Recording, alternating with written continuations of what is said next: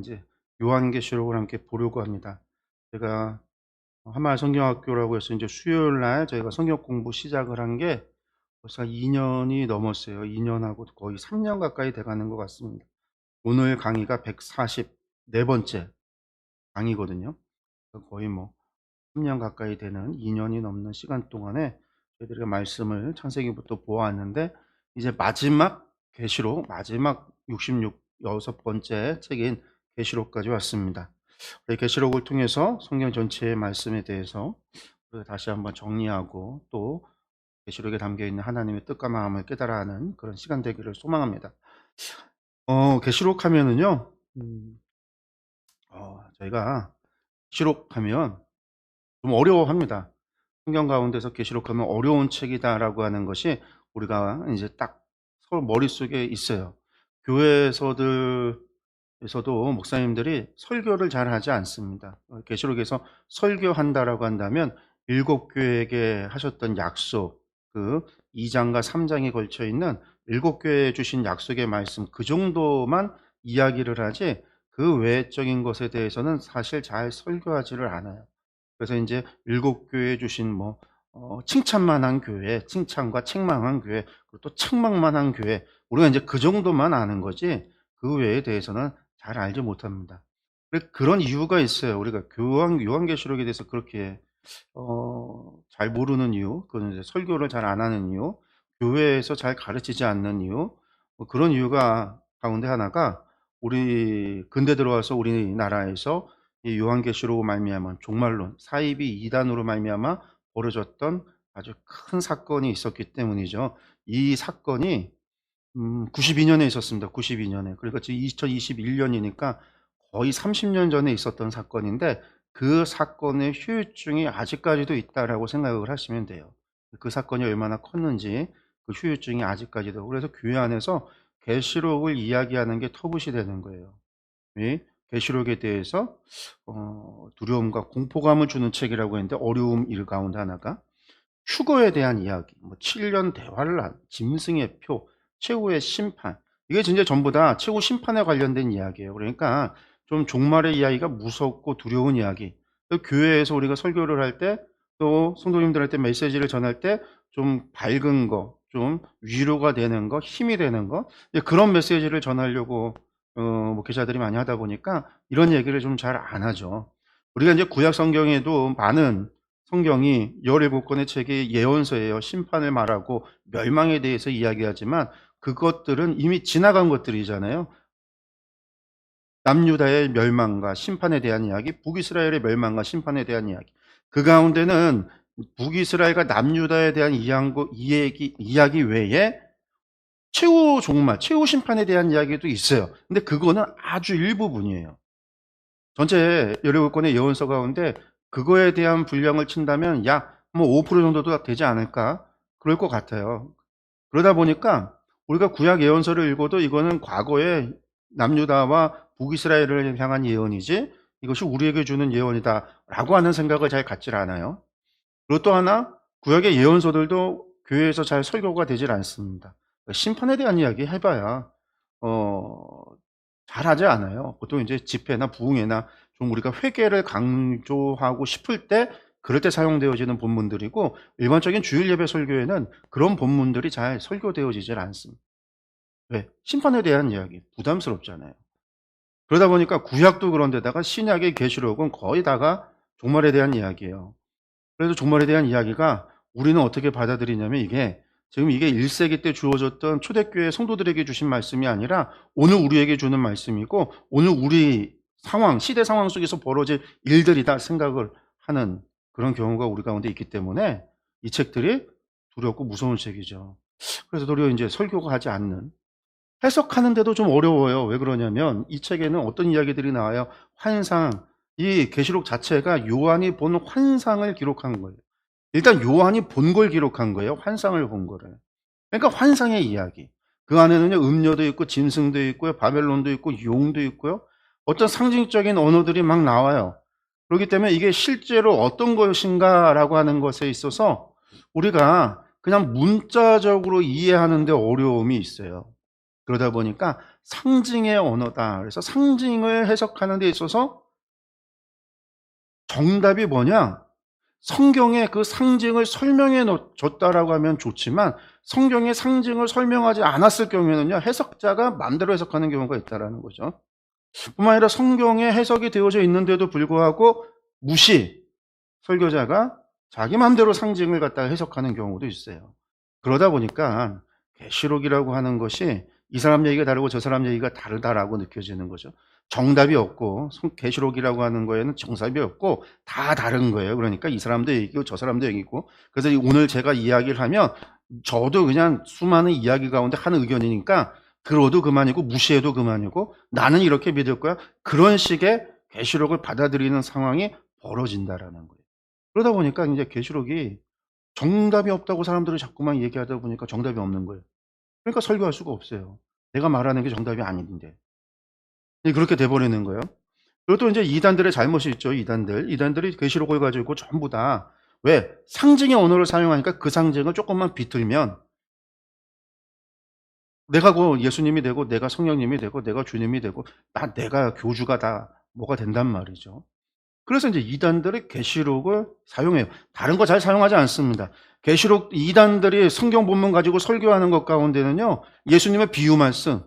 비유는 비유잖아요. 상징의 언어, 비유의 언어가 사용되기 때문에 그걸 얼마든지 비틀 수가 있단 말이에요. 상징의 언어가 사용된 것들 얼마든지 비틀 수가 있단 말이에요. 자기 마음대로 해석해놓고 이것이 마치 내가 하나님 앞에 직통계시 받아서 영적인 해석을 한 거다라고 주장할 수 있는 여지가 있는 것들이 바로 비유, 상징 이런 것들이에요. 그러니까 성경에서 그런 것들만 가져다가 가르쳐요. 그러니까 이단들이 무슨 레위기 말씀 가지고 설교한다, 모세 오경 가지고 설교한다, 없어요. 안 한단 말이에요. 그런 거 가지고. 율법 가지고 이야기한다, 하지 않아요. 바울사도의 서신설 가지고 이야기한다, 하지 않아요. 예수님의 다 비유 말씀. 예수님 복음서에서도 비유 말씀 가지고 이야기를 해요. 다른 것보다 비유, 상징, 계시록. 구약의 다니엘서 같은 거, 스가랴서 같은 거, 거기에 있는 상징의 언어들, 이런 것들 가지고 이야기를 한단 말이죠. 뿐만 아니라 이단들의 잘못이 뭐냐면 그런 것도 있을 뿐만 아니라 요한계시록을 한 것만 가르쳐요. 한 것만. 성경 전체를 안 가르친다라는 거예요. 제가 금방 얘기했듯이 자기들의 필요에 따라서 추사 선택해서 이야기하지 창세기부터 계시록까지 성경 전체에 대한 이야기를 절대 하지 않아요. 그래서 자신들이 보는 요절들이 있어요.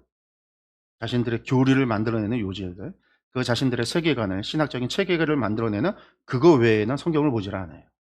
특히 이제 계시록 같은 경우는 한 것만 가지고 해석을, 계시록만 가지고 해석을 하는 경우, 이런 것들 때문에 계시록에 대한 어려움들이 있다라는. 그리고 무엇보다도 아까 말씀드렸죠. 92년에 있었던 그 사건 때문에 벌어진 일들이에요. 우리가 이제 계시록하면 가지고 있는 이미지가 무엇이냐 그러면 이게 92년에 만들어진 이미지가 오늘날까지 우리가 그대로 가지고 있다라는 거예요. 이거죠. 여러분들. 휴거, 공중재림. 92년 10월 28일 예수님께서 공중재림하신다. 휴거라고 하는 거. 이게 신문에도 났습니다. 금년은 휴거의 해 92년 10월 28일 24시를 기억하세요. 예전에 다미성교회 이장림 목사라고 하는 사이비 교주의 사이비. 이 사이비 목사가 92년 10월 28일 24일에 휴거가 일어난다고 이야기를 했어요. 근데 왜 92년일까요? 우리는 이제 92년이라는 이야기가 왜 92년인지 또 몰라요. 사실은 잘 모르면서도 그냥 막 휴거 얘기하고 막 그랬단 말이에요. 왜 그러냐면 이 이장님이 이야기했던 종말론이죠. 종말론. 계시록 해석이 세대주의 전천년설이라고 하는 이 계시록 해설을 가져다가 와서 적용을 한 거예요. 세대주의 전천년설. 이게 이제 영국에서 시작돼서 미국에서 퍼졌고 그 미국에 있었던 게 우리나라에 들어오는데 우리나라에 들어올 때 누가 가지고 들어왔냐면 조영규 목사님이 가지고 들어왔어요. 아니 뭐 다른 사람도 있었겠죠. 근데 우리나라의 목회자들이 가장 큰 영향을 끼쳤던 분이 조영규 목사님만큼 영향력 있는 분이 어디 있어요. 근데 이분이 이 세대주의 전천년설을 가지고 와서 종말론 강의를 시작을 했단 말이죠. 여의도 순복음교회에서. 그 세대주의라는 게 뭐냐면요. 인간의 역사를 세대로 나눈 거예요. 뭐 7세대 얘기해. 무죄 시대, 양심 시대, 인간 통치 시대, 약속의 시대, 뭐 율법의 시대, 은혜의 시대, 천년 왕국의 시대. 뭐 이렇게 나누는 7시대로 나누는 경우도 있고요. 간단하게 얘기하면은 뭐 구약의 시대, 신약의 시대, 그리고 오늘날 이제 예수 그리스도 교회의 시대, 뭐 이렇게 나누는 사람들도 있어요. 그런데 어쨌든 이 세대주의의 마지막 세대는 뭐냐? 그러니까 공통점이 있어요. 은혜의 시대라는 거, 예수님의 탄생과 죽으심으로 이루어지는 그리스도 이후의 시대를 갖다가 전부 다 세대주의의 마지막으로 봐요. 그리고 요 세대가 끝나고 나면 천년왕국이 온다라는 겁니다. 근데 요 세대를 몇 년으로 보냐? 2000년으로 봤어요. 2000년으로. 그러니까 예수님께서 00년에 태어나서, 사실 00은 없죠. 우리가 보통 이제 BC, AD로 나눠서 예수님께서 BC 1년, AD 1년, 0년은 없어요. AD 1년부터 예수님의 탄생을 기점으로 이렇게 나눴다라고 이야기하는데, 사실 이것도 맞지 않아요. 예수님 탄생은요, BC, AD 1년에 태어나시지도 않았고, BC 1년에 태어나지 않았어요. BC 4년에서 7년 사이에 태어나셨어요. 보통 4년이라고 계산을 하면 BC 4년일 것이다라고 추측을 합니다. 왜 그러냐면, 이거 계산한 사람이 가톨릭 신부예요. 교황의 명령에 의해서 연대를 나누는데, 이 사람이 당시에 이 천문학의 전문가였던 이 신부가 계산을 해서 AD와 BC를 나눴단 말이에요. 근데 알고 봤더니 이 사람이 수학적 계산을 잘못했어요. 그래서 예수님 탄생이 AD 1년이 아니라 예수님을 탄생으로 BC와 AD로 나눠놨는데, 알고 봤더니 BC 4년에 예수님 탄생했단 말이에요. 잘못했다는, 계산을 잘못해.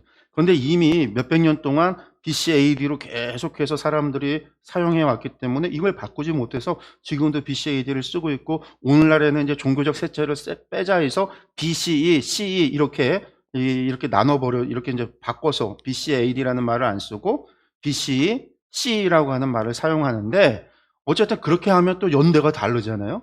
그런데 어쨌든 이 세대주의 종말론화 같은 사람들은요, 무조건 세대 나누는 걸 좋아한단 말이에요. 그래서 예수님 탄생부터 2000년에서 2000년에 예수님 오신다라는 거예요. 예수님이.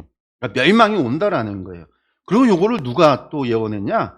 우리가 잘 아는 예언가, 위대한 예언가, 사람들이 예언하는 사람이 한 명 있어요. 누구냐면 노스트라다무스. 프랑스의 천문학자였고 의사였고 예언가였더니, 노스트라다무스가 15세기, 16세기 사람이에요. 1500년대 사람인데, 이 사람이 2000년대 세상이 멸망한다고 한 거예요. 그러니까 2000년에 멸망한다는 이 노스트라다무스의 예언과 이 세대주의 종말론이 합작을 해서 꿍짝을 해서 2000년에 예수님 멸망을 해. 그러면 예수님, 이 세상의 멸망이 2000년인데 2000년, 그 당시에 우리가 또 세기말이라고 해서 2000년 되면은 뭐 멸망한다고 그랬잖아요. 그 2000년에 멸망하는데, 그 예수님은 언제 오냐? 성경에 보니까 예수님이 대환란 7년 이전에 온다라는 거예요. 그래서 천년왕국이 2000년에 멸망하고 2000년 이후에 천년왕국이 오는데, 천년왕국 전에 예수님이 임재한 데에서 전천년설인데, 요때 7년 전이에요. 2000년에서 7년 전 하니까 92년이 되는 거예요. 그래서 92년 10월 28일에 예수님 오신다. 공중 휴거가 돼서 우리는 다 휴거돼서 올라가고, 그 다음부터 뭐가 이루어진다? 7년 대환란이 있어져서 2000년에 멸망한다라는 게 이 세대주의 전천년설을 이야기했던 사람들의 주장이었단 말이에요.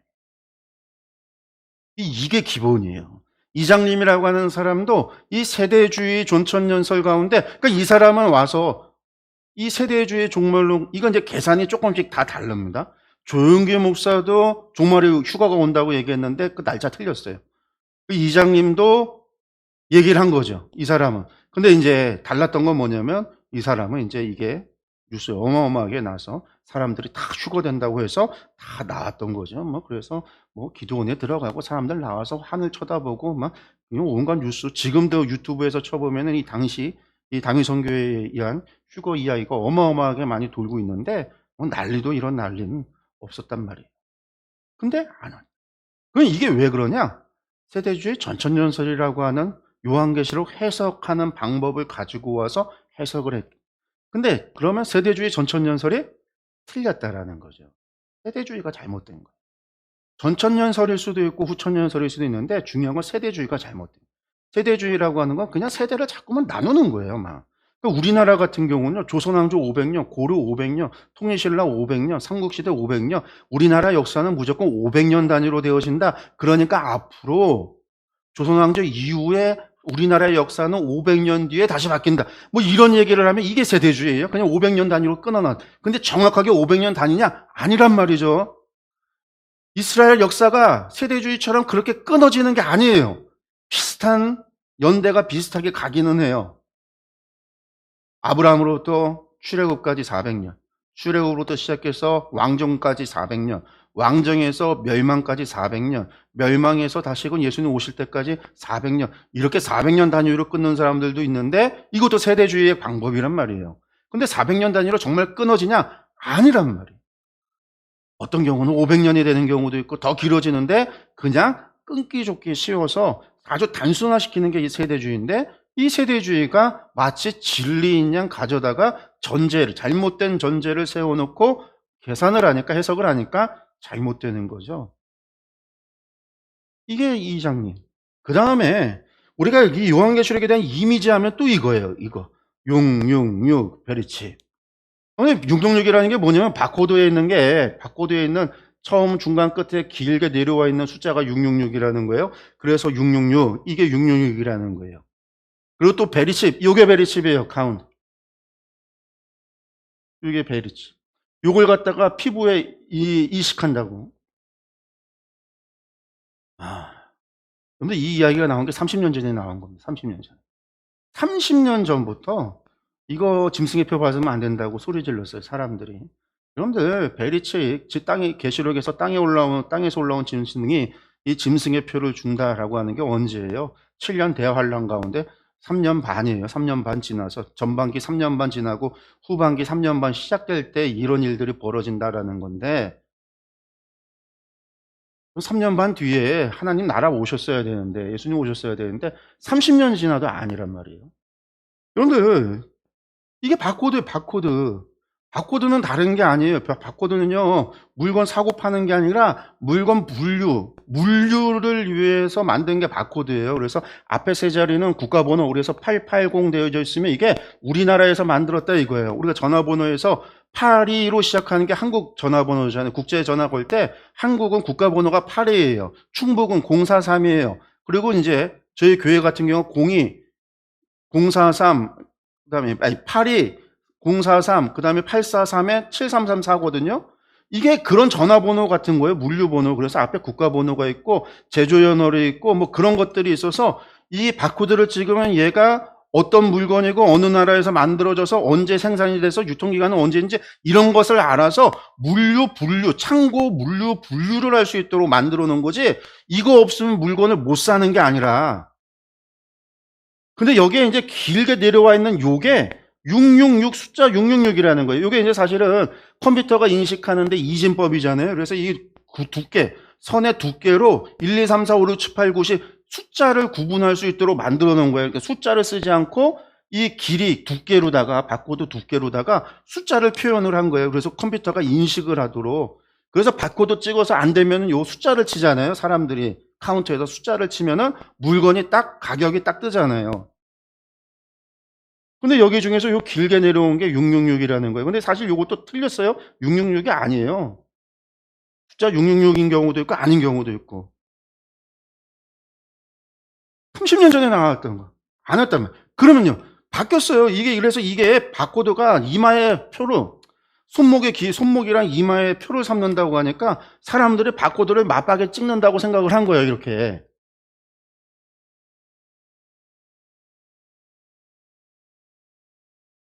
이거 사람한테 찍어서 뭐 하려고요? 물건 사고 파는데, 아니, 나를 팔려면은 있어야죠. 나를 파는 게 아니잖아요. 나를 구분하는 건 우리 이미 숫자를 가지고 있어요. 뭐죠? 주민등록번호. 그 주민등록번호 이렇게 두께로 만들면 바코드처럼 만들어지는 거예요. 근데 이런다라는 거예요. 근데 어떻게 하면 좋죠? 바뀌었단 말이에요. 오늘날에는요. 뭐가 바뀌었어요? QR코드로 바뀌고 있어요. 바코드가 아니네. 이거 바코드를 찍어야 되는데, 안 받으려면 바코드 얘기되는데, 이젠 바코드가 아니라 QR로 바뀌고 있단 말이에요. QR코드로. 그럼 이제 또 바뀌어야죠. 바코드가 아니고 이제는 QR코드 받으면 안 돼.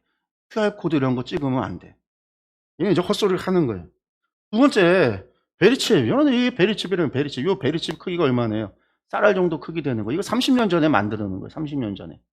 그래서 실제로 이거 손에다가 이식을 시켰어요. 그래서 인제 딱딱 찍으면 인제 어디 회사 들어갈 때도 찍고 들어가면 자동으로 되고. 그랬더니 이거 이식을 했더니요, 여기에 암이 생겨 부작용으로 안 발생하고 그래서 없어졌어요, 베리칩. 이거 안 된다고. 이렇게 생겼어요. 크기가 마이크로칩이 있고 축전지가 있고 안테나가 있고 케이스가 있고. 이게 베리칩이에요. 이게 베리칩. 30년 전에 만들어 놓은 거 지금은 이미 이렇게 크지도 않아요. 요즘은 또 바뀌었어요. 또 마이크로칩. 요런 마이크로칩을 갖다가 피부에 이식한다라는 거예요. 그럼 이제 베리칩이 아니죠. 마이크로칩이라고 얘기를 해야죠. 가짜 뉴스란 말이에요. 30년 전부터 있어 왔던 가짜 뉴스. 요즘은 또 어떻게 해요? 백신 맞으면 백신에 칩이 있다라는 거예요. 나노칩. 이게 인제 마이크로도 아니에요. 나노. 왜? 눈에 보여서는 안 되잖아요. 주사기에 넣어야 되는데 주사기 액체 안에 저런 칩이 들어가 있을 수는 없잖아요. 그러니까 주사 바늘보다 아주 작은 눈에 보이지 않는 마이크로, 그러니까 나노칩 이런 것이 들어간다는 거예요.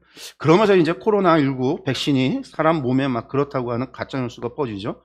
여러분들, 코로나19 백신은요, 화이자나 아스트라제네카나 모나든 그러니까 이 모더나나 이런 백신은요, 아직 의무 백신이 안 됐어요. 그런데 의무 백신이라고 하는 게 뭐냐면은요, 우리가 반드시 의무적으로 맞아야 되는 백신이 있어요. 코로나 백신 이전에. 선택 백신, 우리가 매년 오는 독감 예방 주사 같은 경우는요, 내가 선택하는 거지만 우리가 잘 어려서부터 커서 성장하는 과정 가운데 의무적으로 반드시 맞아야 되는 백신이 있어요. 그거 안 맞으면 우리가 사회생활을 못 해요. 저희가 인제 선교사로 중국에 나갈 때 저희 아이들이 학교 들어가기 전이었거든요. 갈 때 반드시 준비해 가야 되는 게 있어요. 그게 뭐냐면 어려서부터 갓난아기 때부터 예방 접종을 얼마나 무엇을 했는가를 갖다가 영문으로 번역한 책자가 있어야 돼요. 그래서 그걸 가지고 외국에 나가야 돼요. 그래서 그 나라 가서도 "내가 예방 접종 이런 걸 지금 맞았다. 아직 안 맞은 건 뭐다."라고 해서 그곳에서 예방 접종을 해야 되는 게 있어요. 이거 안 맞으면은요, 유치원도 못 가요. 중국은 우리나라보다 백신이 더 많아요. 저희 채린이 같은 경우는요, 갓난아기 때 갔을 때 뭘 맞았어야 되냐면은요, 유치원 들어가야 되는데 봤더니 뭐 간염이나 뭐 이런 거, 뭐 천연두 이런 거 다 맞았으니까 의무 백신 반드시 맞아야 되는 백신 다 맞았는데 뭘 안 맞았었냐면, 우리나라에는 한센시 병이 더 이상 퍼지질 않아서 한센시 나병 백신을 안 맞거든요. 근데 중국은 아직 나병이 있어요. 그래서 모든 어린아이들의 나병 백신을 맞아야 돼요. 이거 안 맞으면 유치원에 못 가요. 그 15가지 넘는 그 백신을 하나라도 안 맞은 백신이 하나라도 있으면 유치원을 아예 등록을 못 해요. 무조건 맞아야 되는 거예요. 그게 의무 백신이에요. 우리나라도 마찬가지예요. 그래서 우리나라 아이들이 어려서부터 유치원, 초등학교 가면 백신을 계속 학교에서 맞는 이유가 뭐냐면 의무 백신이기 때문에. 그거 안 맞으면 안 된다는 말이에요. 그러면 코로나 거기 백신에다가 그거 주사 넣어 갖고서 놓겠어요? 정말 무슨 뭐 이 세상을 갖다가 저거 하려고 하는 사람들이 안 그러죠. 의무 백신은 아무거나. 여러분들, 우리 다 감염 주사 다 맞죠? 녹십자, 그건 녹십자에서 정부에서 하는 게 아니에요. 녹십자에서 해서 감염 백신을 다 놓는데 A형 감염, B형 감염인가 다 그거 맞잖아요. 우리 또 불주사라는 것도 여기 다 맞죠. 요즘은 불주사가 아니라 9개 점이 팍 박히는데 그런 백신 거기에다가 침 넣는 게 쉽지, 지금 뭐하러 코로나 사람들 막 난리치고 하는데 거기다 백신을 넣어요? 다 가짜 뉴스란 말이에요. 의무 백신이 아니라면 선택이라면 선택은. 근데 또 나노칩이 만들어진다고 나노칩이라고 얘기를 하는 거예요. 근데 나노칩 본 적도 없잖아요. 이야기도 안 돼. 그러니까 여전히 베리칩 얘기하는 거예요. 주사기에 베리칩 얘기하고 있다는 거예요. 여러분들, 베리칩 크기가 얼마나다고요? 쌀알만 하다고요. 쌀알. 여기 보세요. 쌀알만 하다고요. 쌀알. 이렇게 큰 걸 갖다가 주사기에 넣어 갖고 둔다고 지금. 이 가짜 뉴스란 말이죠. 가짜 뉴스.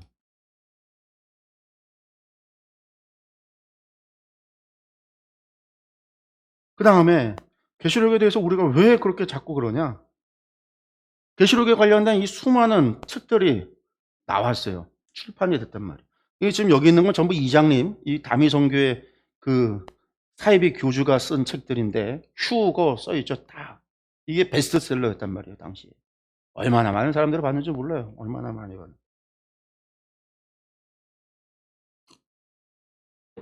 근데 아까 제가 그랬죠. 누가 먼저 했다고요? 이분이 먼저 했다고요. 조영기 목사님이. 이게 지금 설교가요. 1999년 여의도 순복음교회에서 종말론 설교하는 모습이에요. 이게 유튜브에 있는 그걸 캡처한 건데. 근데 조용규 목사님이 이 종말론 설교를 언제 시작을 했냐면 84년부터 했어요. 84년에.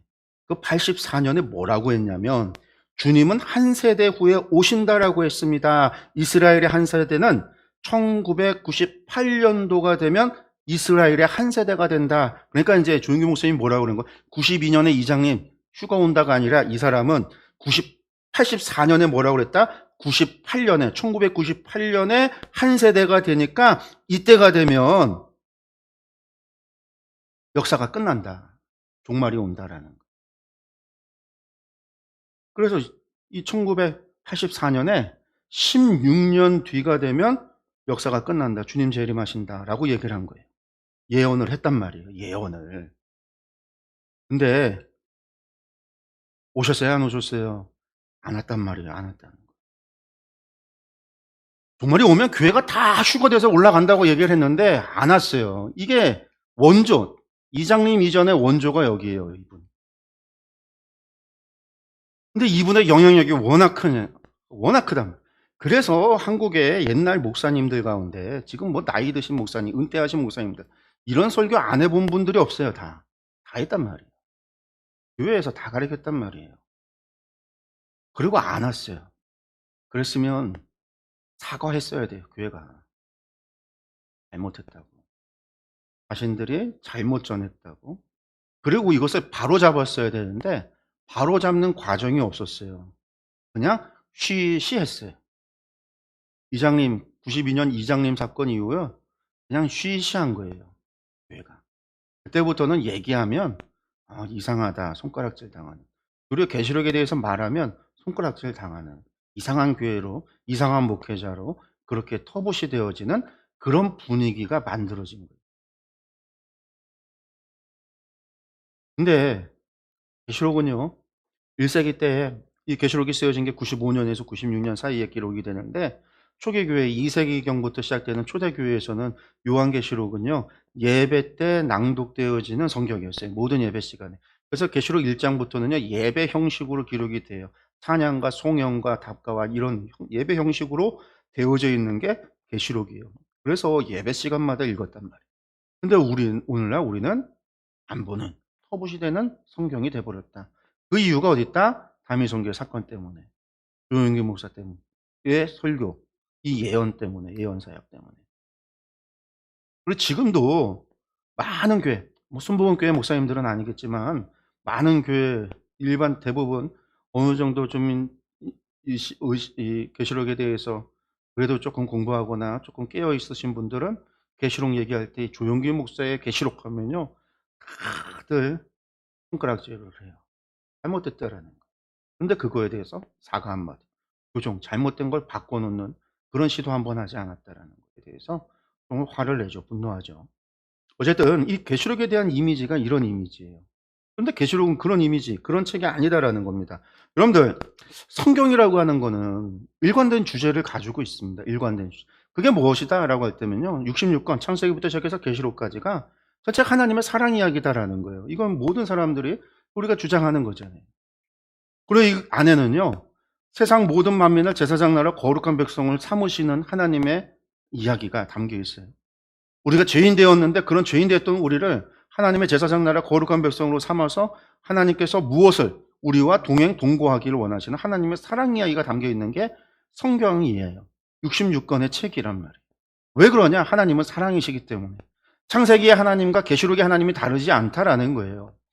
그 동일하신 하나님께서 동일한 인간을 향한 사랑의 이야기, 사랑을 담고 있기 때문에, 그래서 우리와 함께 하자라고 하시는 하나님의 그 사랑의 이야기가 성경의 이야기고, 하나님의 계시, 당신을 보여주시는 게 당신이 사랑이심을 보여주시는 이야기이다라는 거죠. 그래서 성경은요, 창조, 언약, 구속, 심판, 재림, 종말, 이 모든 것을 하나님의 사랑의 이야기로 이해를 해야 성경을 올바로 이해할 수 있어요. 성경을, 계시록을 두려운 책으로, 무서운 책으로, 종말과 심판에 대한 책이 아니라 하나님께서 하나님의 백성을 어떻게 사랑하셨는지, 그들을 어떻게 구속하시는지, 어떻게 그들과 영원히 함께 하려고 하시는지, 여러분들 이런 관점에서 계시록을 봐야 된다는 거죠.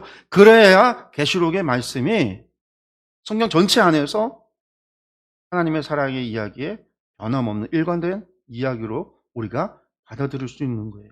그래서 우리가 이제 흔히 성경을 뭐라고 그랬어요? 한 권의 책이라고 그랬잖아요. 창세기 1장에서 11장까지 원역사라고 불리우는 이 부분이 성경 전체 서론이다라고들 이야기하고, 창세기 12장부터 시작해서 유다서까지 이야기가 본론, 그리고 성경 전체의 결론이 요한계시록이라는 거예요. 구약과 신약으로 우리가 구분하고 나누지만, 그렇지만 성경은 서론의 이야기가 창세기 1장에서 11장까지고 결국 결론이 계시록이라는, 하나님의 사랑의 이야기가 어떻게 끝나는가? 결론이라는. 그러니까 요한계시록을 보지 않으면 우리는 결론을 모르고 성경을 보는 거예요. 영화를 봤는데 맨 마지막 결론을 안 봤어. 도대체 무슨 얘기가 되는지 몰라. 그러면서도 우리는 안다라고 하면 안 되죠. 마지막에 반전이 있는지 뭐가 있는지 우리가 어떻게 알아요? 마지막 결론을 봐야 되잖아요. 계시록은 결론이에요. 근데 결론만 보면 다 되냐? 아니요. 뭐 무슨 일이 있었는지, 어떤 사건들이 전개가 됐는지, 어떤 일들이 있었는지를 알아야죠. 그래서 성경은 서론, 본론, 결론이라고 하는 성경 전체를 우리가 다 봐야 되는 거예요. 그럼 그 성경의 이야기가 뭐다? 아까도 얘기했죠. 이 성경의 일관된 주제가 제사장 나라 거룩한 백성, 하나님의 사랑 이야기라고 그랬죠. 출애굽기 19장 5절 6절, 이게 전체 성경, 구약 성경 전체, 신약까지 해서 모든 성경 전체의 핵심이 되어지는 게 19장 5절과 6절 말씀이라고 그랬어요. 세계가 다 내게 속하였나니 너희가 내 말을 잘 듣고 내 언약을 잘 지키면 너희는 모든 민족 중에서 내 소유가 되겠고 너희가 내게 대하여 제사장 나라가 되며 거룩한 백성이 되리라. 너는 이 말을 이스라엘 자손에게 전할지니라. 여러분들, 제사장 나라 거룩한 백성, 이걸 위해서 하나님 뭘 주셨어요? 언약을 줬어요. 레위기라고 하는. 그래서 레위기 말씀은 제사장 나라에 관한 것 1장부터 시작해서 16장까지, 그리고 이제 거룩한 백성 17장부터 되어지는 성결법이 거룩한 백성에 대한 이야기라고 그랬어요. 이것이 레위기의 말씀이에요. 제사장 나라 거룩한 백성, 언약인 거예요. 언약이 제사장 나라 거룩한 백성이라는 거예요. 예수님께서 언약을 완성하셨다라는 이야기는 또 뭘까요? 제사장 나라 거룩한 백성을 완성하셨다라는 이야기예요. 이걸 통해서 하나님께서 이루고자 하시는 목적은 뭐예요? 우리와 함께 하겠다는 거죠. 내가 거룩하니 너희도 거룩하라. 그래서 뭐 하자고요? 나와 영원히 함께 하자. 나와 영원한 사귐이 있자라는 거. 우리 요한일서에서 이야기했습니다. 첫 번째, 하나님은 빛이시다. 하나님은 의로우시다. 하나님은 사랑이시다. 이거 왜 얘기했어요? 하나님과 사귐을 위해서, 동행하고 동거하는 영원한 삶을 위해서 말씀하신 거잖아요. 제사장 나라 거룩한 백성은 빛이신 하나님, 의로우신 그 하나님과 함께하기 위한 가장 중요한 핵심인 거예요. 그래서 레위기를 줬고요, 언약을 줬고, 예수님께서 십자가에 달려 피 흘려 돌아가신 거예요. 그 주님께서 다시 재림하시는데 왜 재림하세요? 시비를 가리려고, 선악을 가리려고, 악을 심판하려고, 하나님의 공의를 세우기 위해서. 그럼 출애굽에만이냐? 아니죠. 베드로전서 2장 9절. 그러나 너희는 택하신 족속이요 왕 같은 제사장들이요 거룩한 백성이요 그의 소유가 된 백성이라. 이는 너희를 어두운 데서 불러내어 그의 기이한 빛에 들어가게 하시니 이의 아름다운 덕을 선포하게 하라 하심이라. 여러분들, 신약에서도 마찬가지라는 거예요. 택하신 족속이요 왕 같은 제사장들이, 거룩한 나라, 그 소유된 백성이다. 구약이나 신약이나 다르지 않고 변함이 없다. 계시록에도 나옵니다. 1장 6절과 5장 10절에 그의 아버지 하나님을 위하여 우리를 나라와 제사장으로 삼으신 그에게 영광과 능력이 세세토록 있기를 원하노라. 우리를 나라와 제사장 삼으신 하나님 아버지께, 그들로 우리 하나님 앞에서 나라와 제사장들을 삼으셨으니 그들이 땅에서 왕노릇 하리로다 하더라. 우리를 어떻게 해요? 하나님의 나라와, 거룩한 나라와, 하나님의 나라와 제사장으로 삼았다라는 거예요.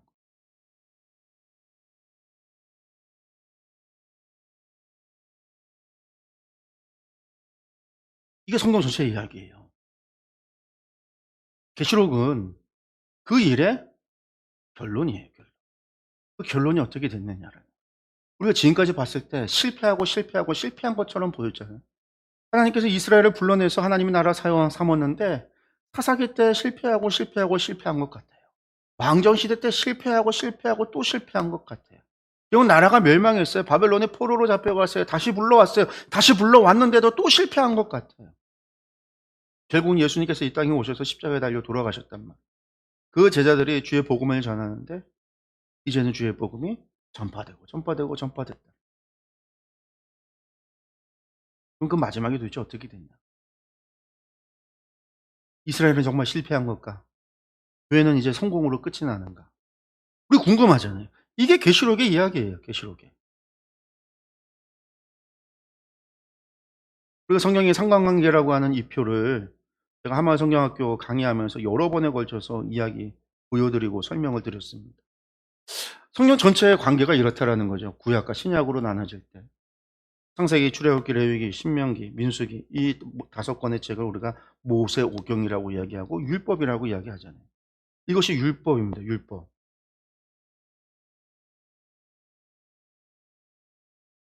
그리고 요걸 가리켜서 우리가 인제 띄워 볼까요? 이게 율법이란 말이에요, 율법.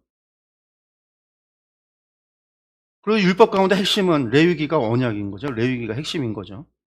왜 레위기가 핵심이냐? 레위기가 율법의 핵심이니까요. 시내산 언약. 물론 이제 십계명의 핵심. 더 들어가면 하나님 사랑, 이웃 사랑이겠지만 레위기가 언약이에요. 레위기. 언약의 주인이 창세기 하나님과 그 아브라함 그리고 아브라함의 후손에 대한 이야기. 언약을 맺은 목적 하나님을 섬기는 하나님을 예배하는 공동체 신앙 공동체를 만드시기 위한 하나님 나라 제사장 하나님 나라 제사장 나라 그리고 거룩한 백성을 삼고자 하는 목적. 그리고 이 언약대로 훈련하는 이야기가 민수기. 언약을 재해석한 게 신명기라고 그랬죠. 그리고 이제 역사서로 가면 역사 속에서 이 율법, 언약에 대해서 반응들이 역사 가운데 있고 순종한 사람들의 신앙의 고백이 씨가 섰고 불순종한 사람들을 향한 하나님께서 예언자를 통한 경고가 예언서에 나온다고. 결국은 말라기를 통해서 그들이 이제 실패하는 거죠. 그리고 중간기를 거쳐서 새 언약에 하나님께서 보내셨다는 말이에요. 너희가 옛 언약을 가지고 레위기 두 돌판을 가지고 깨어버리고 너희들이 부정하고 너희가 지키지 않는 너희에게 새 언약을 주시겠다고 하면서 우리 마음의 세계에서 다시는 부인하지 못할 새 언약을 준다고 했는데 그 언약이 복음서 예수 그리스도였다라는 거고 그 예수 그리스도를 증언했던 증인들의 이야기가 사도행전 그 증인들이 복음을 설명한 게 서신서 그리고 그 언약의 완성이 결국 예수 그리스도의 재림을 통해서 이루어질 완성이 계시록을 통해서 보여준다. 그러니까 계시록의 이야기는요. 율법의 완성이에요. 율법의 완성. 율법의 완성인 거고 율법의 완성이라고 하는 것은 율법을 주신 목적의 완성이에요. 그러니까 율법의 목적의 완성은 출애굽기의 목적이 있다고 그랬죠. 그게 출애굽기 19장 5절과 6절이에요. 내 소유로 삼아 제사장 나라 거룩한 백성 삼겠다. 이게 목적이에요. 이 목적이 완성되어지는 게 계시록에 관한 이야기예요. 그래서 우리가 계시록을 통해서 하나님의 약속이 어떻게 이루어지는지 이걸 보는 거죠. 그래서 믿는 자에게는요. 하나님의 약속이 성취니까 이것은요. 우리에게선 희망과 소망을 주는 책이에요. 믿지 않는 자들에게는요. 그들에게는 영원한 심판이니까 그들에게는 저주의 책이죠. 심판의 책이죠. 두려움의 책이죠. 여러분들이 계시록을 보면서 여러분들이 두렵다라고 한다라는 거는 여러분들이 하나님을 향한 신뢰와 믿음이 부족하다라는 얘기예요. 여러분들이 계시록을 통해서 소망을 얻는다라는 얘기는요. 여러분들이 계시록을 통해서 하나님께서 이루실 일들에 대해서 소망할 수 있는 것은 내가 하나님을 믿고 신뢰하기 때문이다라는 것. 우리 계시록은 하나님의 약속에 성취라는 것을 기억을 했으면 좋겠습니다. 그래서 우리가 이제 계시록을 좀 들어가서 또 보면 우리가 잊지 말아야 되는 거 우리가 이제 들어가서 보면은요. 요한의 계시록이라는 게 아포칼립시스 요한노라고 해서 아포칼립시스라고 하는 요 앞에 헬라어 아포칼립시스가 계시예요, 계시. 그리고 이제 요한의라는 거죠. 소유격인 요한의 계시록이라는 거예요. 그래서 이제 요한 계시록 우리가 줄여서 요한 계시록이라고 이야기를 합니다. 요한의 계시록. 성경에는요. 요한이 기록했다라고 하는 게 여러 번 나와요. 계시록 1장 1절 시작할 때부터 예수 그리스도의 계시라 이는 하나님이 그에게 주사 계시라는 거죠. 아포칼립시스. 예수 그리스도의 계시다. 그리고 이것이 하나님께서 그에게 주신 거다. 이 예언의 말씀을 읽는 자와 듣는 자가 그 가운데 기록한 것을 지키는 자는 복이 있나니 때가 가까웠다. 처음엔 계시라고 그랬어요. 두 번째 예언의 말씀이라고 그랬어요. 그리고 세 번째 요한은 아시아 7교회에 편지하노니 편지했다라고 그랬어요.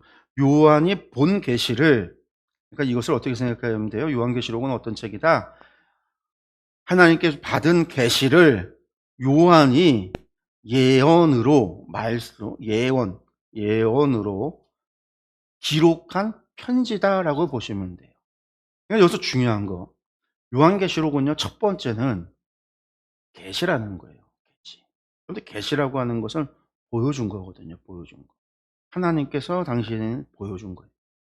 이것을 예언의 말씀으로, 예언이라고 하는 것이 미리 예자에서 나중에 일어날 일들을 예언하는, 그러니까 나중에 점치듯이 미리 나중에 뭐 몇 년 뒤에 일어날 것을 이야기하는 그런 게 예언이 아니라고 그랬어요. 성경 얘기에서 예언은 여러 번에 걸쳐서 말씀드렸지만 하나님께서 선지자의 입에 당신의 말씀을 두셔서 그 말씀을 두신 것을 대언하는 게 예언이라고 그랬어요. 그래서 선지자의 입에 하나님의 말씀이 들렸을 때 그게 예언이에요. 그래서 이거는 미리 예자, 앞으로 일어날 일들에 대한 예언이 아니라 예금 예자, 하나님께서 선지자의 입에 말씀을 저축해 두셨다, 이렇게 생각하시라고요. 그래서 저축해 둔 것을 하나님께서 원하실 때 하나님께서 원하는 누군가에게 그것을 전달하도록 대언하는 게 선지자의 역할이죠. 예언자의 역할인 거예요. 예금 예자, 예언자의 역할인 거예요. 그래서 우리가 그것을 어디서 하죠? 예레미야에서, 에스겔에서 보면 그 이야기가 나온단 말이에요. 특히 에스겔에서 하나님께서 날아다니는 그 두루마리, 펼쳐진 두루마리를 먹어라, 이거 썼어요. 먹었더니 그것이 막 써요. 막 뱃속에서, 입에서 쓰고 아파요. 근데 그 내용이 뭐냐면 환난과 기근과 막 그 하나님의 심판에 대한 예언이었단 말이에요. 그게 앞으로 에스겔이 자기가 하나님의 말씀 선포해야 될 하나님의 심판이 기록되어져 있었던 말씀이에요. 그걸 먹고 하나님께서 명하시면 가서 전하고, 하나님께서 명하시면 입을 다물고 있고, 하나님께서 언제 누구에게 말씀 전할지를 다 해주겠다. 그게 에스겔서 보면 나오거든요.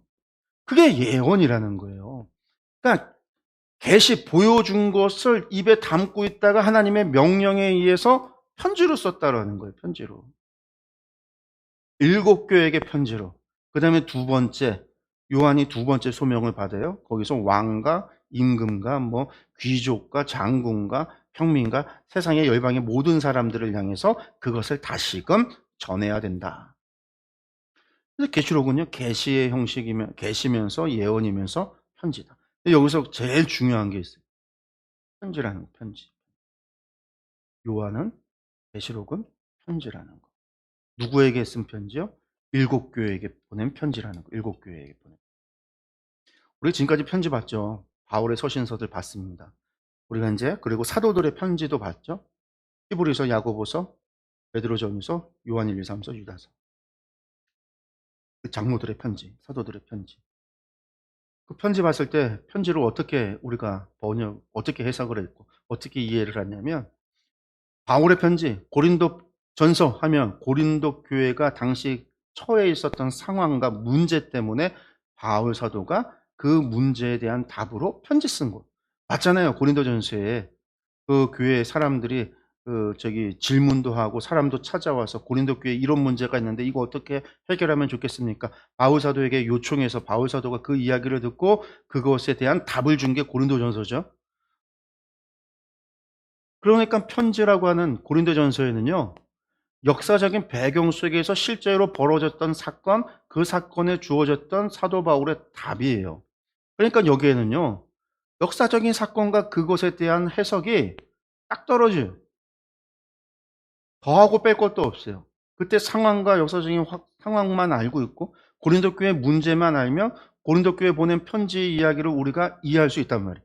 갈라디아 교회에 보낸 편지에는 갈라디아 교회가 겪고 있었던 문제, 결국 이방인 기독교인들을 향해서 뭐 하라고요? 할례 받으라고, 율법을 지키라고, 그래야 구원받는다고 이야기하는 유대인 기독교인들 때문에 사도 바울이 편지를 쓰면서 아니다라고 하는 거. 오직 우리가 예수 그리스도로 말미암아 구원을 받았다. 너희가 그렇게 할례가 중요하면 아예 잘라버려라. 그렇게까지 이야기하는 사도 바울의 이야기는 갈라디아 교회가 처해 있었던 상황 때문이었어요. 다른 말로 요한계시록이 아시아에 있는 7교회에게 편지한다라는 얘기는요, 이 편지는요 1차적으로 누구에게 준 편지라는 거예요? 7교회에게 준 편지라는 거예요. 7교회가 겪고 있었던 상황과 문제, 어려움, 고난, 박해, 이런 상황 속에 주어진 편지라는 거예요. 다시 고린도 교회에 보낸 편지입니다.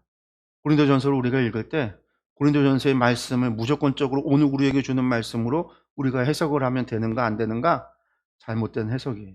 왜? 역사를 뛰어넘어서는 안 되니까.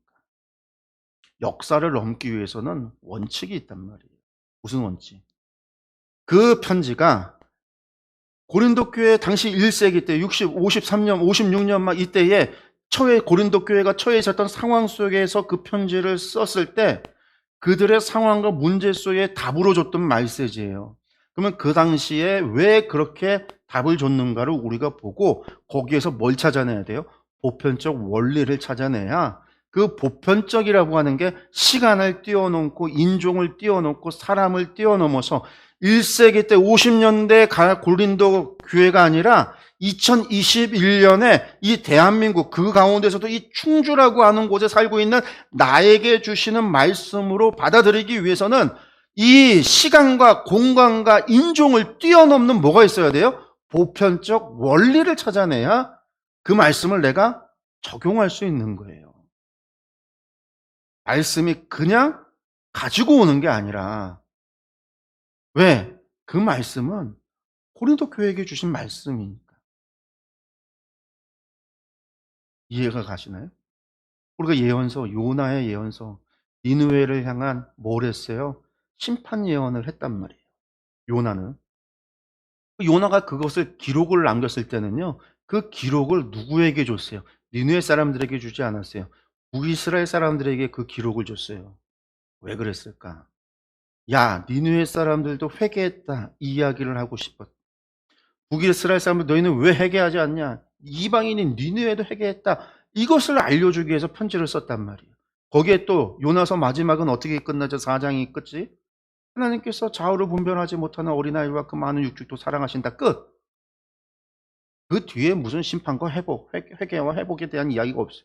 요나도 그 더 이상 얘기를 하지 않아요. 내가 하나님을 오해하고 잘못했다. 내가 하나님의 선지자라면서 하나님께 순종하지 않고 하나님의 뜻을 저버리고 내가 불순종했다라고 하는 자기 성찰, 자기 회개에 대한 이야기가 담겨 있는 게 요나란 말이에요. 그 요나서를 오늘 우리 가운데 가지고 오려면요. 그냥 그대로 가지고 와서는 안 돼요. 안 된단 말이에요. 거기에서 뭘 찾아야 돼요? 니느웨도 아니고 북이스라엘도 아니고 2021년에 충주에 사는 충주 터교회에 있는 우리 성도들에게 적용하기 위해서는 그 시대와 상황을 뛰어넘는 원리를 찾아야 되죠. 그 원리가 요나서에서 뭐가 있어요? 하나님께서 뭐 하신다라는 거예요. 이방인까지도 사랑하신다. 육축까지도 사랑하신 하나님이시다. 이게 나오는 거죠. 하나님의 백성이었던 선민이라고 생각했던 북이스라엘 하나님 앞에 불순종하고 이방이었던 니느웨 사람들은 하나님 그 요나의 개떡 같은 외침에도 회개했던 그 모습 속에서 도리어 하나님의 선지자라고 하는 사람들이 하나님 앞에 불순종하고 하나님 말씀에 불순종하려고 세상 끝까지 도망가고 죽기까지 하려고 그렇게 난 죽을지언정 하나님 말씀 순종하지 못하겠다고 이야기했던 그렇게 행동했던 요나 오늘 우리 보편적으로 이 이야기는 보편적으로 뛰어넘는다는 건 뭐예요? 하나님의 백성이라고 이야기하고 하나님을 섬긴다라고 이야기하고 하나님을 찬양하고 하나님을 예배하는 성도라고 이야기하면서 뭐예요? 하나님 말씀에 순종하지 않는 하나님 말씀을 외면하는 그런 이들을 향한 하나님의 메시지라는 거예요. 그것이 잘못됐다고 죄를 책망하는 이게 원리란 말이에요. 그걸 가지고 온 계시록도 마찬가지예요. 계시록은 1차적으로 누구에게요? 1세기 95년, 96년을 살아갔던 1세기 때 일곱 교회에게 주신 편지예요. 우리에게 준 편지가 아니에요. 그러니까 여기에 우리에게 좋다라고 이야기하면 안 되는 거죠. 일곱 교회에게 줬는데 여기에 무슨 바코드가 나오고 베리칩이 나오고 이런 말 같지도 않은 이야기를 갖고 올 수 있느냐? 성경을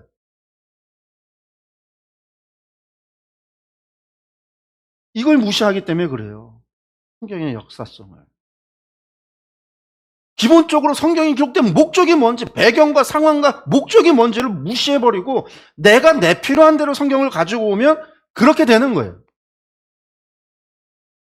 우선 95년, 96년을 사는 일곱 교회가 바코드가 그들에게 무슨 의미가 있고 베리칩이 무슨 의미가 있고 무슨 의미가 있어요? 아무 의미가 없어요.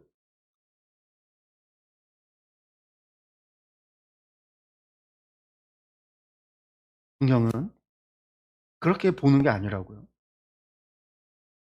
이건 제 얘기가 아니에요.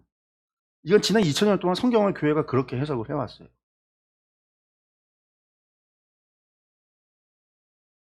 이단들만, 사이비들만 내 맘대로 해석을 해온 거예요. 역사성을 무시하고 해석해 온 거예요. 성경의 배경을 무시하고 해석을 하는 거예요. 기록 목적을 무시하고 해석하는 거예요. 보편적 원리를 찾아내야 되는데 귀찮으니까 안 하는 거예요. 말씀을 가져다가 직접적으로 나에게 편지예요, 편지. 근데 중요한 거는 거기에 기록된 내용은요, 본거라는 거. 요한이요, 자기가 본 걸 썼어요. 그러니까 동영상, 환상을 본 걸 글로 다 기록을 하니까 무슨 일이 벌어질까요? 자기가 언어로 표현할 수 있는 한계가 있어요. 한계가. 그렇죠. 만약에, 정말 만약에 예수님께서 요한에게 보여준 환상의 최종 세계상의 종말에 대해서 보여주시면서 막 전 세계적인 핵전쟁이 일어나는 것을 보여주셨다. 환상을 보여줬다. 그럼 요한이요, 그것을 봤지만 봐도 아냐고요. 모른다고요. 핵미사일이 뭔지 뭐가 뭔지 요한이 어떻게 알아요. 그리고 그걸 갖다가 자기 언어로 표현을 하는데 어떻게 표현할까요? 표현할 방법이 없어요. 자기가 이해한 대로 표현을 하는 거지. 그러니까 당시 95년, 96년도에 당시 자신들이 이해할 수 있는 범위 안에서 표현을 하고 쓰는 거예요. 그래서 계시가 편지로 글로 바뀔 때는 그런 한계가 있어요. 또 하나, 같은 사건을 보여주는데 이렇게도 보여주고 이쪽도 보여주고 이쪽도 보여줬어요. 그걸 문서로 쓰면 어떻게 될까요? 한 번에 일어난 사건이 기록 순서에 따라서 순차적으로 일어나는 것처럼 보일 수 있어요. 이거 어떻게 아냐면 에스겔서에 보면 하나님께서 예루살렘을 멸망시킨다라고 하는 예언을 여러 번에 걸쳐서 줘요. 어떤 경우에는요, 에스겔이 한쪽으로만 누워서 막 예언을 해요. 그건 이 예루살렘이 포위될 것에 대한 예언. 벽을 뚫고 이사한다. 시드기야가 벽 뚫고 도망가는 거에 대한 표적으로. 또 자기 몸에 있는 털을 다 뽑아갖고서는요, 광장에서 3분의 1은 칼로 쳐서 날리고 3분의 1은 불태워서 날리고 3분의 1은 공중에 뿌려갖고 칼로 치고 막 그런 쇼를 한단 말이에요. 그게 하나님께서 예루살렘을 쳐서 3분의 1은 칼로 죽고 3분의 1은 불타서 병으로 죽고 3분의 1은 도망가다 죽고 그렇게 심판한다라고 하는 거. 또 어떤 예언을 해요? 또 음녀에 대한 예언을 하면서 예루살렘의 멸망과 심판에 대해서 얘기를 해요. 그러고 나서 조금 시간이 나서 조금 더 뒤에 가면요, 다시금 오올리바 그 음녀에 대한 얘기를 또 하고 있어요. 또 사륙하는 기계를 가지고 심판한다라는 얘기 또 하고 있어요. 그러면 순차적으로 이게 계속 됐단 말이에요. 그러면 하나님께서 예루살렘 심판을, 이게 예언이 8가지였으면 8번 심판한다는 건가? 아니란 말이에요. 예루살렘을 심판하는 이야기를 8번의 다른 비유를 통해서 설명을 한 거지, 한 사건, 하나의 이야기를 8번 하게 한 거지, 다른 비유로서, 다른 메시지로서 설명하게 한 거지, 예루살렘 심판이 8번 일어난다는 게 아니거든요. 계시록이 요한이 본 환상을 기록을 하는데 종말이 한 번 있어지는 걸 이런 비유로도 설명하고 이런 비유로도 설명하고 이런 비유로도 설명할 수 있다는 거죠. 계시록처럼, 에스겔처럼, 혹은 다니엘처럼, 혹은 예레미야처럼, 구약의 다른 예언서들처럼, 이사야처럼 그렇게 할 수 있다란 말이에요. 근데 기록하고 나니까 마치 종말이 여러 차례 단계를 거쳐서 일어나는 것처럼 보여줄 수 있어요. 그게 편지로, 글로, 요한이 본 계시를 글로 표현을 하니까 그런 식으로 바뀌어진다는 거예요. 이건 이제 제가 만든 언어로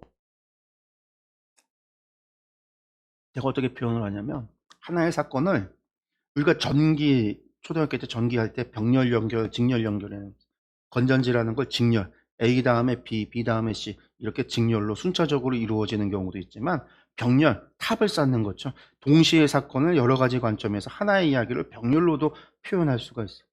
그래서 계시록을 볼 때 편지로 글로 기록된 것이 이게 병렬인지 이게 직렬인지 이게 순차적인 건지 이게 하나의 사건을 다른 비유로 설명하고 또 보여주고 또 이야기하고 또 이야기하는 건지, 하나 이야기를 반복적으로 다른 비유로서 설명을 하는 건지, 아니면 이게 순차적으로 여러 가지 일들이 지금 계속해서 이루어지는 건지 구분할 수 있어야 돼요.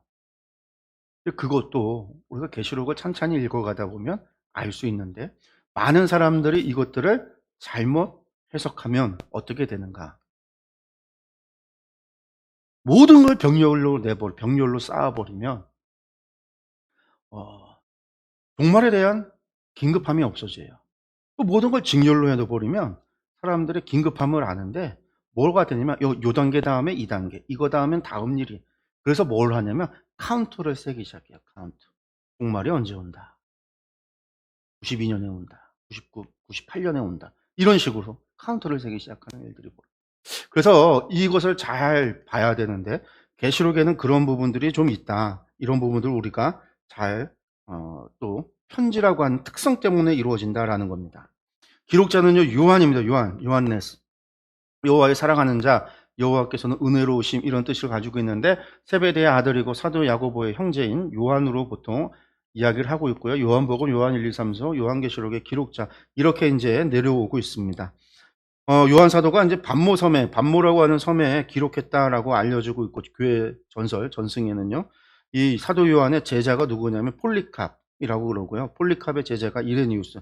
이 폴리캅이나 이레니우스가 당시 초대교회, 그러니까 사도 시대가 지나고 예수님의 제자들이 다 순교당하고 죽은 다음에 초대교회 최초의 감독들, 교회의 가장 중요한 지도자들이 폴리캅, 이레니우스 이 사람들인데 이 사람들이 전부 다 요한의 제자였다라는 거죠. 그러니까 요한이 당시의 영향력이 아주 중요한 위치를 가지고 있었습니다. 이 요한은요, 처음에는 사역을 안 했어요. 예수님께서 이제 그 교회 전승에 보면 예수님께서 십자가에 달려 돌아가실 때 사도 요한에게 무엇을 부탁하죠? 자기 어머니 마리아를 부탁을 하잖아요. 어머니여 보시옵소서 아들입니다. 예수님 자기 형제들 있잖아요. 마리아가 아들들이 있는데도 불구하고 사도 요한에게 마리아를 부탁을 해요. 그래서 사도 요한이 마리아를 모셨다라고 그래요. 모셨다고. 그런데 그래서 사도 요한이 처음에는 이제 우리 사도행전에 보면 베드로하고 이제 요한이 함께 사마리아 전도를 나간 게 기록이 되는데 그 이후에 베드로하고 같이 전도 여행을 안 가고 베드로는 이제 혼자 떠났고 다른 누구 수행원을 두고 갔고 요한은 그때 사마리아 갔다 오고 나서 뭐 다음에 마리아만 모시고 있었다라는 거예요. 그러다 마리아만 모시고 있다가 예루살렘 전쟁이 있기 전에 예루살렘 교회 성도들이 다 예루살렘 교회를 떠나거든요. 전쟁 전에 전승에는 뭐 전설에는 그 교회 성도들에게 꿈에 천사가 나타나서 예루살렘을 빠져나가라. 그래갖고 이제 도망을 갔다라고 그래요. 그래서 유대 전쟁이 일어났을 때 기독교 이 예루살렘 교회 성도들은 다 피난을 갔다고 얘기하는데 이 요한이 마리아를 데리고 저 시리아 안디옥으로 갔다가 나중에 에베소까지 가서 거기에서 모시고 살았다라는 거예요. 그런데 모시고 살다 보니까 마리아만 모시고 사느라고 일을 아무것도 못해요. 자기 형제들 야고보도 제일 먼저 순교당했죠. 자기 이 예수님의 형제 그 제자들이었던 형제와 같은 그 사람들은 전부 나가서 복음 전하다가 다 순교당한단 말이에요. 다 순교당하는데 요한은 순교도 안 당하고 그냥 마리아 모시느라고 교회에서 뭐 하는 것도 없고 그냥 마리아만 모시는 거예요. 그래서 사도 요한이 무슨 얘기를 했다라고 그러냐면 나는 사도도 아닌가 보다. 그런 얘기를 했다라는 거예요. 나는 사도도 아닌가 보다. 왜? 나는 순교도 못하고 마리아 모시느라고 아무것도 못하고 그러다가 이제 마리아가 죽고 나서 이제 사도 요한이 그때부터 이제 사도로서 복음을 전하기 시작을 했는데 그때는 이미 사도들 다 죽고 사도들이 다 죽고 나니까 사도는 요한만이 남아있단 말이에요. 예수님을 직접적으로 보고 그 말씀을 듣고 경험했던 사람이 요한밖에 없다라는 거예요. 그러니까 이제 그때부터 교회에서 사도 요한이 가장 중요한 사람이 되는 거죠. 교회 장로가 되는 거죠. 사도 요한이 에베소에서 에베소 교회를 섬기면서 그곳에서 폴리캅을 키워내고 이레니우스를 키워내고 그런 일들이 이제 벌어졌다라는 거예요. 그래서 이제 요한이 이 1세기 말경에 교회의 가장 중요한 지도자였다라고 이야기를 하고 이야기를 합니다. 여기 보시면 이게 이제 반모라고 하는 섬입니다. 반모섬. 에베소서 건너편에 있는 채석장이에요. 당시 로마 제국 안에서 채석장이었던 곳이에요. 계시록 1장 9절에 나 요한은 너희 형제요 예수의 환난과 나라와 참음에 동참하는 자라 하나님의 말씀과 예수를 증언하였으므로 말미암아 반모라 하는 섬에 있었더니 예수님을 증언했기 때문에 이 반모라고 하는 섬에 유배당했다. 왜 유배됐냐면 도미티아누스 황제 때 사도 요한이 예수님을 증거하니까 도미티아누스가 체포해서 붙잡아 와요. 죽이려고 합니다. 근데 죽이려고 하는데 요한을 못 죽여요. 막 불 속에 집어넣고 태워도 불에도 안 타고 동물을 사자를 보내서 잡아먹으라고 보내도 안 죽고 뭐 이런 수를 저런 수를 다 써도 사도 요한이 죽지를 않은 거예요. 그러니까 도미티아누스 황제가 그 죽지 않는 요한을 보고 무서워서 요한을 갖다가 귀양 보내라고 보낸 게 반모예요. 여기가 이제 채석장인데 여기가 뭘 하는 거냐면 대리석 깎아내는 돌 깎아서 이게 당시에 이제 뭐 신전 짓고 막 그런 거 할 때 보내는 그 돌을 깎아내는 채석장이 있던 곳이 반모예요. 그러니까 여기는요 전부 다 노예들이 가서 돌 깨는 그런 곳이에요. 노예들 보내놓는. 그래서 요한이 이곳에 있었고 이곳에서 요한계시록 이 계시를 받았다라는 거죠. 여기가 이제 터키 지금은 이제 에게에 있어요. 터키에 속해 있는 그런 섬입니다.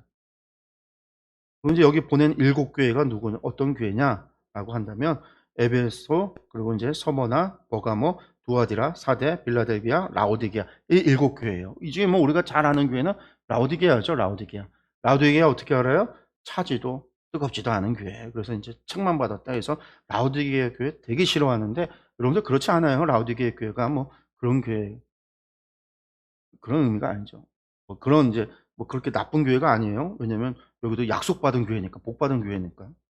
여기 보시면은 소아시아라고 하는 여기가 이 에게 지역, 이 터키에서 서쪽에 에게 바다 쪽으로 해서 여기 있는 지역들에 7 교회가 요렇게 있는데 요 7 교회가 전부 다 로마 가도로 연결되어져 있어요. 그리고 여기들이 뭐가 있는 도시들이냐면 우체국이 있는 도시들이에요. 그래서 하루길 이제 우체국에 이제 편지를 돌려볼 수 있는 그런 곳이 요 7 교회들이었습니다. 이 중에서 이제 사도 바울이 에베소 교회에서 3년 반, 2년 6개월 동안 사역을 했고 여기에서 가서 에바브라가 라오디게아 골로새 교회들을 갖다가 개척을 하기도 했고 여기 다 전부 다 이제 제자들에 의해서 교회들이 세워졌던 교회들입니다. 여기가 이제 7 교회, 여기가 수신자다. 그러니까 편지, 7 교회에게 보낸 편지다. 이거 우리가 놓쳐서는 안 돼요.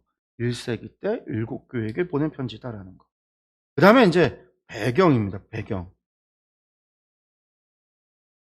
우리가 이제 배경에 대해서 알아야 되는데 이 배경은 내용이 좀 아주 좀 길어요. 좀 우리가 이때 상황에 대해서 여러 가지 계시록에 대한 배경을 좀 봐야 되기 때문에 이 부분은 저희가 다음 주에 다시 하도록 하겠습니다.